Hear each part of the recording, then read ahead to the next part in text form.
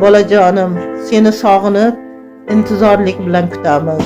Uyga qaytgin. Rossiyaning Novosibirsk shahriga 2010-yil ishlashga ketgan mana bu onaizorning farzandi va mana bu bolaning amakisi Rossiyada 5-6 oy ishlab izsiz yo'qolgan. Ya'ni 2010-yil 22-sentyabr kuni Ulug'bek onasiga telefon qilib, "Ona bizni qullikka sotib yuborishdi" degan, oxirgi gapi shu bo'lgan. Mana shundan keyin bular izsiz yo'qolgan. Mana shu videoni tayyorlabdilar. Iltimos videoni tarqatib, like bosib, izohlarda fikrlaringni yozib, mana shu video keng tarqalishiga yordam beringlar. Assalomu alaykum. Meni musofirdagi yurtdoshlarim, og'aynilar, opa-singillar, aka-ukalarim.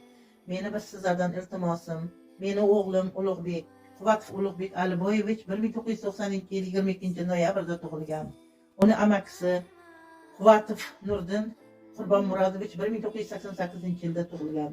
Ular Rossiyaga ishlab yurishardi, telefon qilib turishardi. Anchadan beri ulardan xabar yo'q. Oxirgi marta o'g'lim Ulug'bek otasiga telefon qilib, "Ota, biz sotildik" deb telefon qilgani.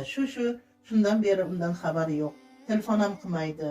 "O'g'lim, bilaman, sen tiriksan. Kimlarnidir qo'liga ishlab yuribsan. Seni kimlardir ishlatib yuribdi. Seni uyga qaytishingni juda xohlardik. Shu ikkita yigitni ko'rganlar, iltimos sizlardan bizga xabar beringizlar. Seni sog'inib, otang, opang, akang, ukanglar va men sog'inib qolamiz. Bolajonim, seni sog'inib, intizorlik bilan kutamiz.